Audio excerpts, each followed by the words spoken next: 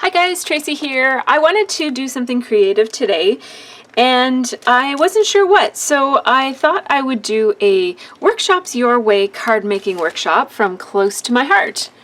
So this is what the kit looks like. And here it is in the catalog. I'm doing the Something Magical card making kit, and this kit includes everything that you need to make 12 cards, and it also gives you all the instructions for exactly how to cut your paper and how to put it together. So I am really excited at the idea of being able to make some cards today without needing to figure out any designs or, figure anything out, basically. I want to just play. I want to put these things together and not have to worry about it looking okay in the end. So I will show you what this kit comes with. I did review, this was something that I included in my Creative Memories unboxing video that I've already done, but I'm actually in the process of editing it, and when I got to the part where I started talking about this kit, I just had to stop editing and go get the kit and make some cards, because that's how enticing these supplies are. I'm really impressed.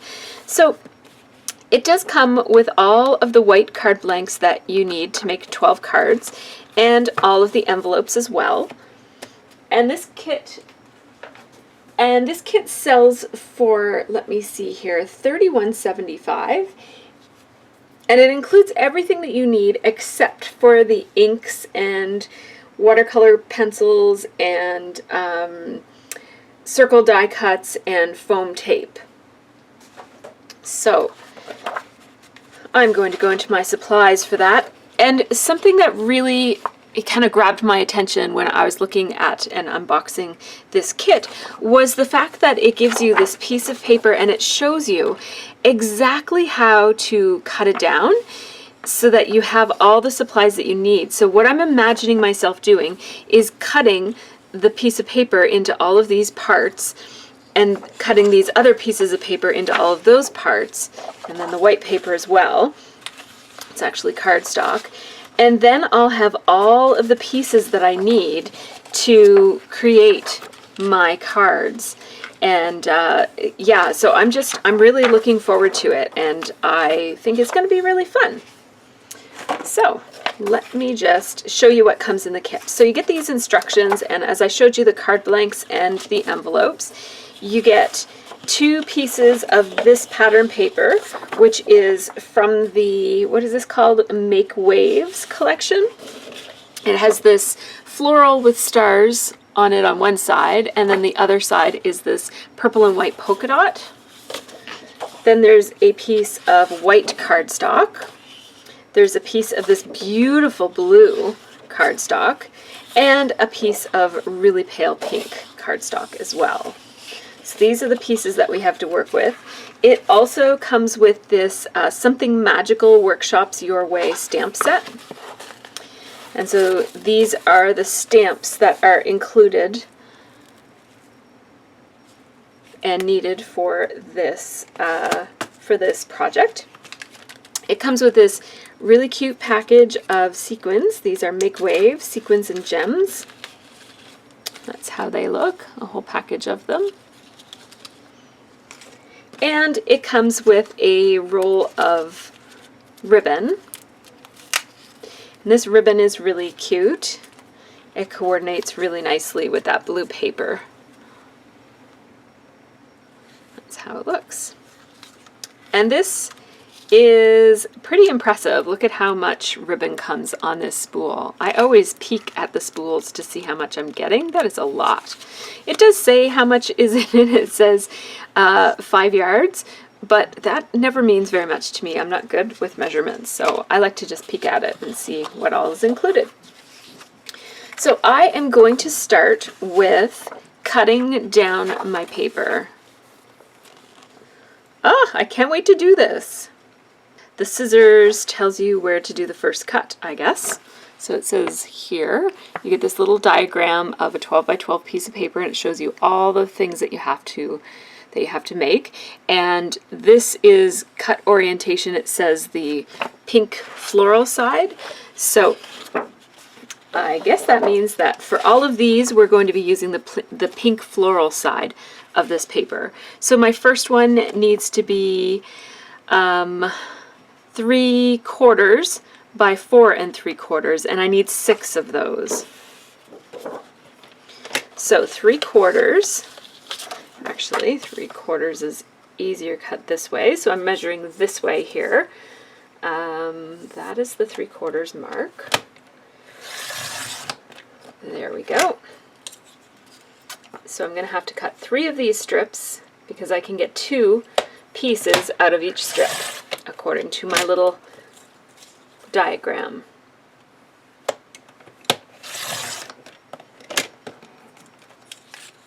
Alrighty, so I have 3 strips, just like they showed there, and now I'm going to cut them at 4 3/4. And I could cut them at the same time, but I'm not going to. 4 3/4, so that's right there. 4 3/4. 4 3/4. That's a scrap. So I'm just going to keep on cutting my paper like this, and then I'll show you what I've got.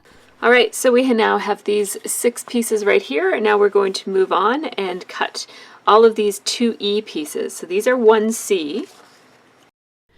So I'm just going to grab some little Post-it note flags and write the names of the pieces and keep the little piles of pieces together. So I have 6 of that first piece, which was 1C, and now I'm going to make the strips. They need to be 2 inches wide, and I need 3 strips this time. I'm going to be cutting 2 different sized pieces out of these 3 strips that are 2 inches wide.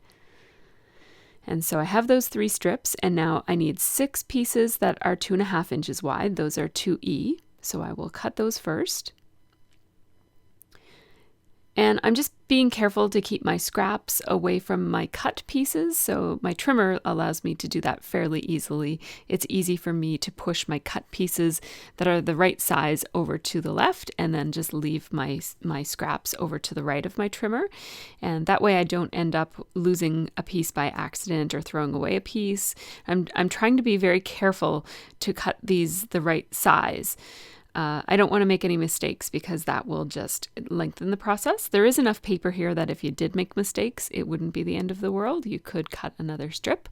And I think they might do that purposely. There's enough scrap paper here to get some other pieces if you did make a mistake. So now I'm just cutting the last strip from this floral paper, and that is to cut the piece that is called 2A. And you'll see that I have different colored Post-it notes, and so I am putting all of the pieces that go with card number 2 with yellow Post-its on them, and then all of the pieces that go with card number 1 with the orange Post-it note. And that way I can keep my cards separate from one another.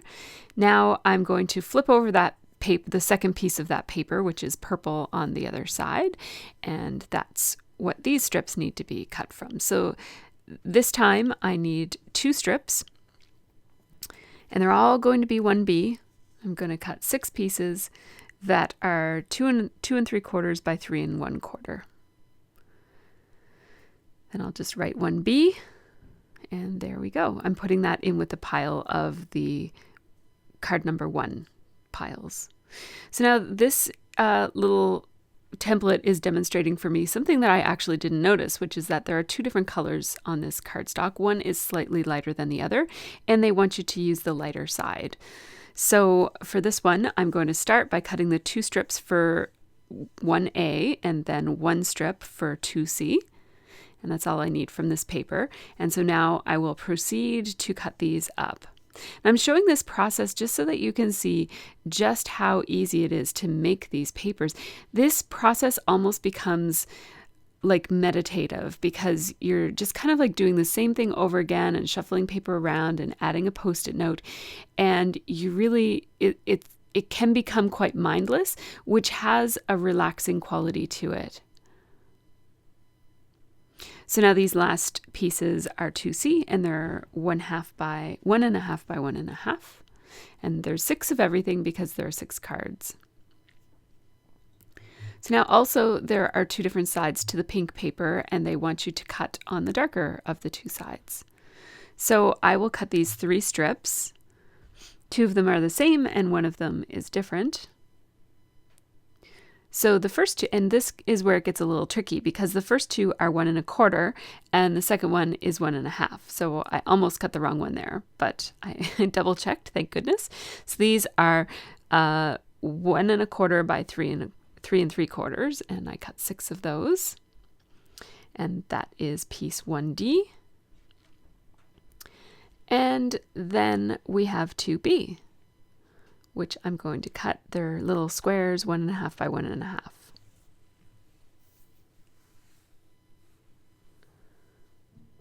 So there we go.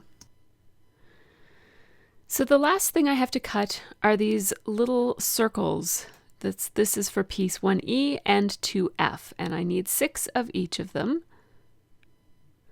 And so the instructions told me to cut 1 strip at 5 by 12 and another strip at 2 1/4 by 12. So that's what I did. And I'm just having a look at what these pieces will become so that I know that I'm going to cut them properly, because I don't have the die that they suggest you have, but I do have a 2-inch circle, and the die that they were suggesting you use is a 2-inch die. So I'm just going to use this circle, but I just wanted to double check that the stamp I was going to be using for this would indeed fit into a 2-inch circle. Which, you know, it ought to, but I thought I would just check just to make sure. My punch was doing something a little funny there. I wasn't punching it quite through enough. And so I'm just cutting the first bunch of circles out of that first chunk, and then the rest of them, the last 2, come out of this last strip. And at first I was thinking, why did they tell you to cut it into strips? And then I realized once I was punching that actually having it in those strips makes it a lot easier to punch, because of course you can't punch in the center of a page unless if you cut strips out of it. So that actually helps you use it as a punch, even though they were recommending that you use a die. And I really think that it's almost easier to use a punch than a die, because with a die you'd have to keep rolling it back and forth for each single circle, and this way you can just kind of punch, punch, punch, punch, punch, and you're done. Now what I've done here is I'm going off script here, and I have 12 of these what I call card liners. Card liners or card mats are pieces that are cut at 4 by 5.25, and I'm cutting those. I didn't actually cut those. I already had them in my stash. I keep a huge supply of those in my stash for card making, and I will show you why I'm using those when it comes time to assemble. So I have my own inks here because I don't actually have any close to my heart inks, and I find that I don't use my Mama Elephant inks quite enough. They're not dye inks, they're pigment inks, and so they take a little bit longer to dry, only a little bit longer, but they do take longer to dry than a dye ink, but they tend to give a really nice vivid color. And I just wanted to use them, so I decided to use these. And I flipped over, I just use a piece of foam, it's a mouse pad actually, for stamping on, just to make sure that I get a nice crisp, clean image, and just the slight bounciness and give that you have with stamping on the foam pad, just make sure that, that the whole thing is stamped properly. So I found that the chevron pattern on the back side of my mouse pad was actually distracting me from being able to figure out if the circle was lined up in the middle of the stamp. So that's why I flipped it over to the black side, even though the other side is much prettier. Now, they do say to use a watercolor pencil, and I'm pretty sure that Close to My Heart sells their own watercolor pencils. I do not have those, so I just grabbed my own watercolor pencil. This is a Prima watercolor pencil. And I'm just taking this watercolor brush, which I haven't used in a while, so it needed to be primed. And I'm just, as you saw, I just wrote the word magical and then the word you. I just basically colored it in with a very thin line of the watercolor, and now I'm just going over it with a watercolor brush just to give it that washy, watercolory kind of a look. So I zoomed in a little bit here so that you could see what I'm doing. I'm not being exact or perfect. I did sharpen my pencil before I did this just so that I could have a little bit better control. But as you see, I don't mind too much if I go outside of the lines, and I don't really mind too much if it's, you know, thicker in some places and thinner in others. It gives you kind of more of a natural watercolored look if you do it that way. So I spared you the detail of watching me do that all over and over and over again, so I just skipped through that, but I did stamp all 6 of those and watercolored all 6 of them. And now I didn't have I couldn't find my stamp block that I wanted to use for this, so I had to use this big bulky Martha Stewart one that is just, it's a little bit too clumsy, but I'll make it work. So this strip of pink paper is supposed to be stamped with this pattern from the stamp set, and it's supposed to be a tone on tone, and I do have that color of ink that's closer to the paper, and that's what it called for, but I really wanted to use a brighter color here, so I just chose a brighter color of ink, and that's again Mama Elephant pink. And then I just have to cut little fishtail banners into each of these pieces. So I just cut up the center and then cut from the kind of like diagonally from the triangle to the tip of the first cut that I made. And that just gives me nice, even fishtail banners. They may not be perfect, but they're pretty close. So this is where my little card mat comes in. So this is a white cardstock card mat that's cut to 1/4 inch smaller than an A2 card, and I'm going to mount my first 2 pieces of paper on this card instead of on the card blank. So according to the instructions, I would be putting this onto the card blanks that I showed you at the beginning of this video, but I really don't like having ribbon showing on the inside of my card. So because I knew I'd be wrapping ribbon around the face of this card, I decided to compose the whole thing on a white cardstock mat, and then I can mount that onto the card blank, and that ribbon will be sandwiched in the middle and you won't see it inside the cover of the card. And I guess ideally, if I wanted this card to look exactly like the card on that they designed, I could have mounted it on a piece of cardstock that was the exact same size as the card. But I kind of like the tone on tone layering of a white mat on a white card. And also I already had a whole bunch of these made, so it was really easy for me to just grab 12 of them. So as you see, that card came together really, really easily. And now I'm just taking more of that same pink ink that I used from Mama Elephant on the little ticking on the side of the pink banner. And I just added this exact same 3 or 4 stars that they added in the sample project. And then I put the little gems in exactly the same place that they put them.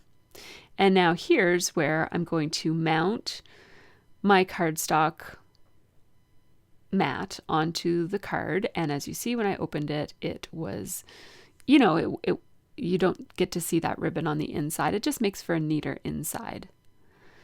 So now I thought that card was really cute, but it doesn't really look like my cards because my cards almost always have this outlining on them. So I'm going to outline the rest of these pieces. And you'll notice that I'm not doing it perfectly. It doesn't have to be perfect. And I did one in a bolder outline just to see. I actually ended up really liking the bold one the best, and I wished I had done maybe half and half. I just grabbed a different pen. I think I had trouble finding the pen I was using. I was using a Sharpie. There, I think I found it again. It's a Sharpie pen.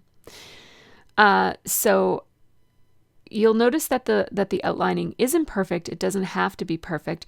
The key to making your outlining look nicer is to be quick and just kind of like commit to it and do it. And even if you go off the page, just keep on going and just fix it up. And also to keep your wrist straight. So I lock my wrist in place and I do all of my arm movements from my elbow, not from my wrist. Because when you move with your wrist like you would if you were writing cursive, what you'll end up doing is having more rounded curves on what should be straight lines. And that's okay too. But if you're looking for really straight lines, you'll want to keep your wrist really locked into place. And if I didn't have sleeves, you would be able to see that I was doing that. It looks a little awkward, like it's obvious that I'm kind of moving my hand differently than I would if I was handwriting. But it makes for really great outlining. So there I outlined everything else off screen, I think. Yeah. And now all I have to do is put these pieces together. And I made sure that I had one of each piece in the darker outline. Just tie the bow into a knot and then cut it at these angles, and then it looks like a cute little bow. And this piece requires a foam dot just at one end. And so I'm just literally following exactly what they say.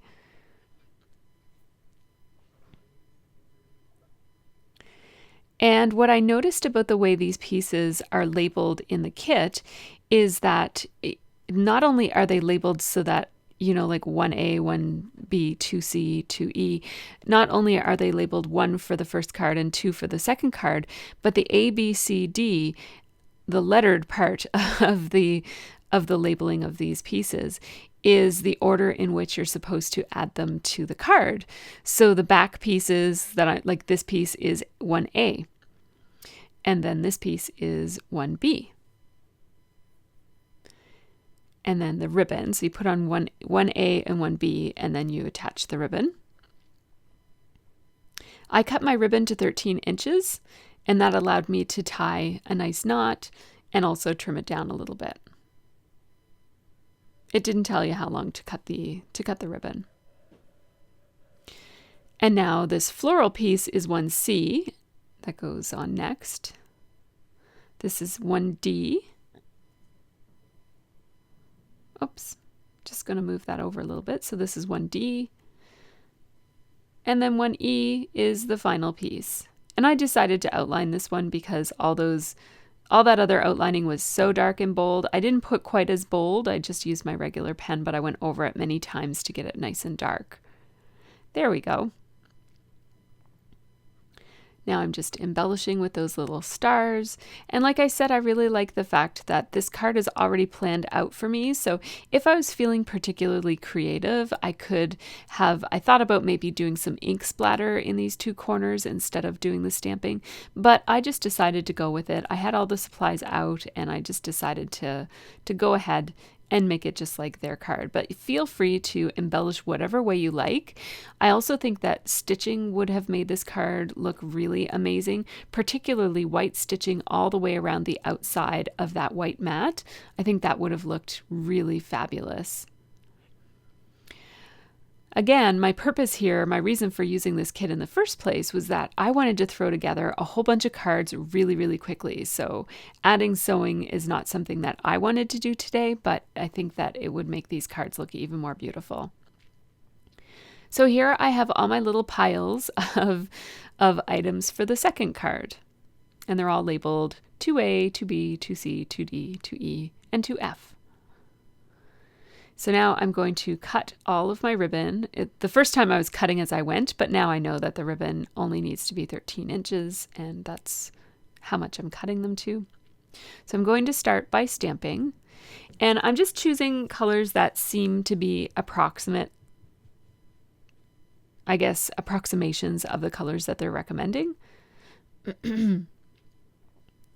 And this step, if you weren't using a die, if you're using a punch like I did, this step probably would have been a little bit easier if I had stamped all of these onto those two strips of paper, the white paper, one was wide and one was narrow.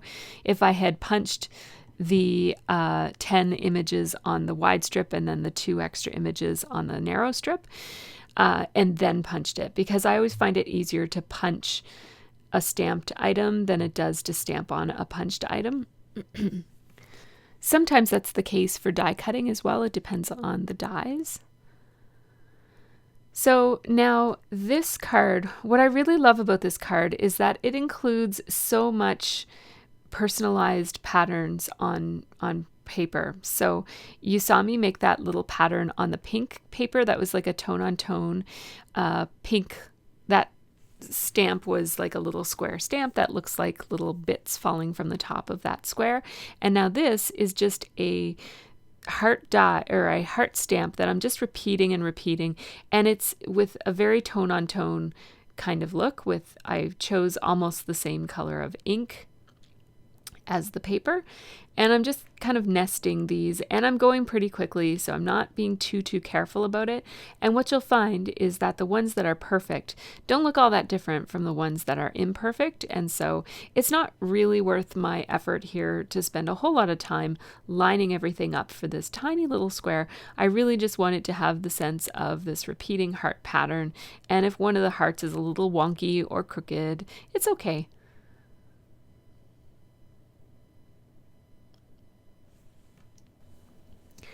So now I apologize that I did forget to zoom out for the first assembly, but I will zoom out and show you the assembly again. So basically I'm following the instructions on the little handout that comes in the kit, and it gives you pretty specific details about how far from the edge to put all of these pieces, and I just decided to eyeball it. I don't find that kind of specific instructions very enjoyable. I could spend a lot of time lining those things up, and if I eyeball it, it's not going to be a whole lot different than if I measured it. So I just go with my eyeballs. They usually do me well. And now I'm putting these little gems in the places, this basically the same place they were on the card, on the example, and then matting the whole thing. And now I'll just point out that they do recommend that the fold is on the left-hand side of this card, which is the way that I'm making the card. But if you had wrapped your ribbon around this, you would have had to have poked a little hole, like a little slim hole in the fold of the card.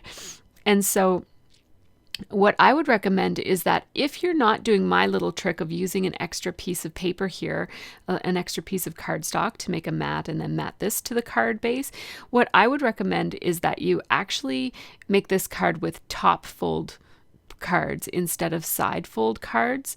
And the kit comes with side fold cards, so you know, you one way or another, I guess you'd be either making something different to go with this kit, or you would be cutting a little slit in the fold of that card right where you want the ribbon to go, so that it can go around. Otherwise, that ribbon is going to tie the card shut, right? Like there's no place for the ribbon to go, if you know what I mean. I hope that makes sense. So like in the previous card, I am going to outline all of these 4 pieces. Unlike the other card, I actually made 2 that were not outlined, and now the rest of these will be outlined. And I'm not going to make any that have the heavy outlining. I just thought that the design of this card lent itself a little bit more to a delicate touch as opposed to a bolder touch, whereas I think that the other card actually did work really well with the bold. I guess I could have done one bold just to see what it looks like, but I decided not to. So the outlining is a little bit more intensive here because there's so many little squares in this card, but that's okay. There's actually only one more piece in this card than the other one, but it felt like more. And I am going to outline all of these circles as well, which I didn't do on the other one. On the other one, I only outlined one of the circles. And outlining circles is significantly trickier than outlining straight lines. And so my suggestion is to just do multiple outlines so that it looks like you're making it wonky on purpose. And if you wanted to, you could probably change up how you put together these little squares.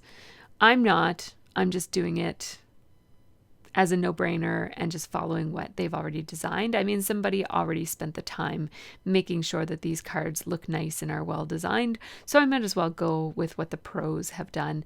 But if you're feeling creative and wanted to do it differently, you could totally put these pieces together whatever way fit, like make it a little jigsaw. You could even make it the other orientation, like you could just switch the hello, what does it say, hello lovely emblem, like flip it to 90 degrees and have the card be like a tent fold card.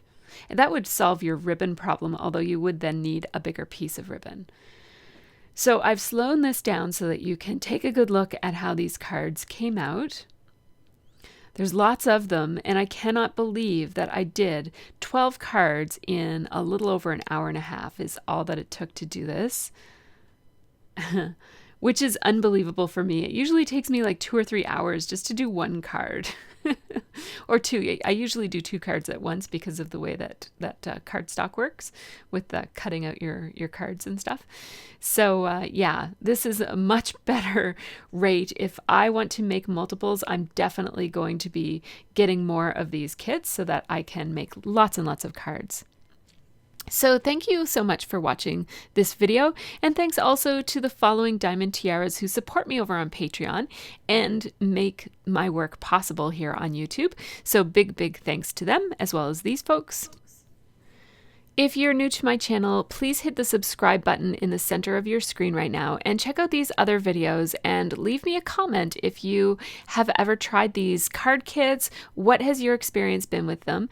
And if you haven't, does this video change your mind about them? Have your eyes been opened like mine have? I've never really even thought about doing a card kit before. So thanks so much for watching and have a great scrappy week.